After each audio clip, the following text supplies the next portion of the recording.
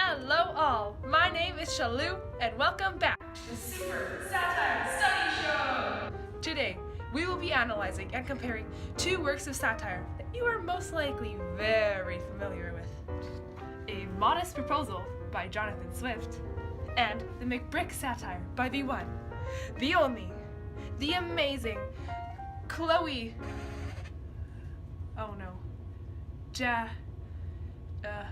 Jane Z.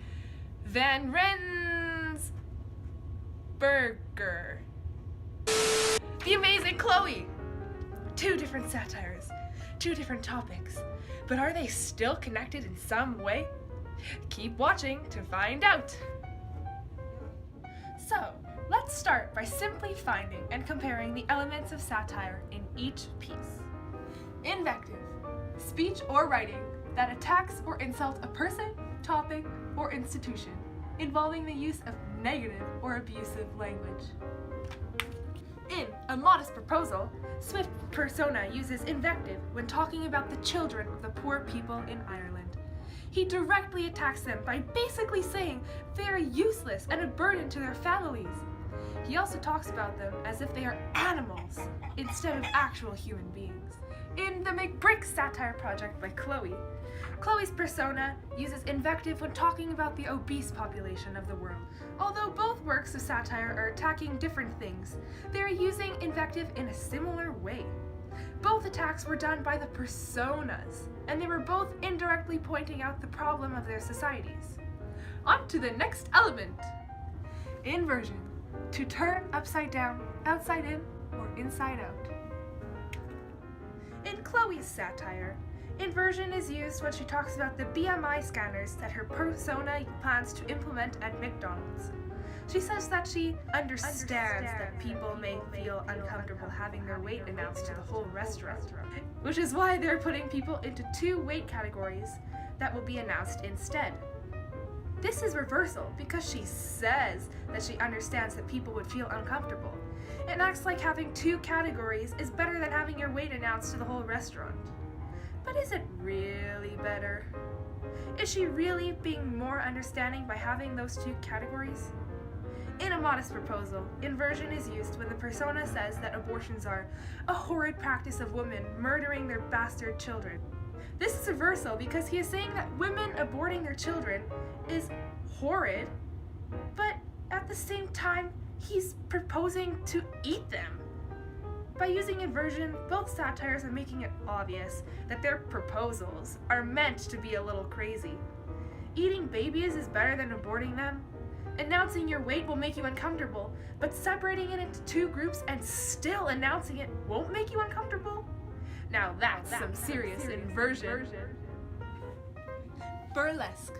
Literary, dramatic, or other imitation which purposely makes it ridiculous, that which it imitates. It usually makes the subject appear ridiculous by treating it with incongruity.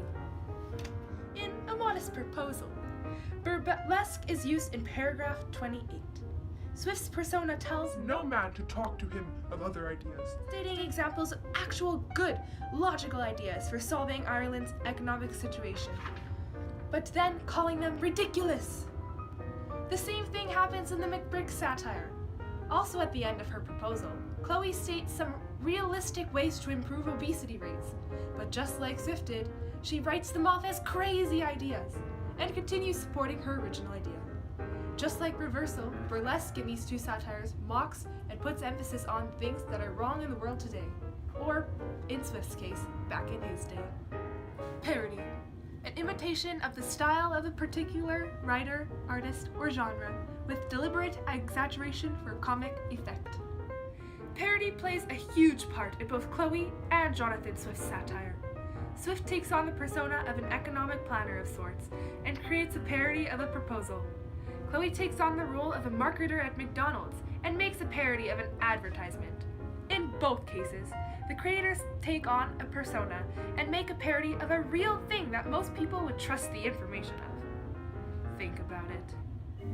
If you were back in Swift's day without today's technology and instant response, your main source of information would be from newspapers or the government.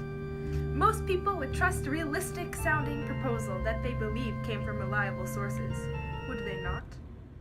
And today, if you see an advertisement on TV that Starbucks is having a 2-for-1 sale on their holiday drinks, you'd believe it too, wouldn't you? That's what both Swift and Chloe were aiming for with their parodies. By taking official sounding people and using real sources that most people of that time period would pay attention to, they are excellently displaying parody.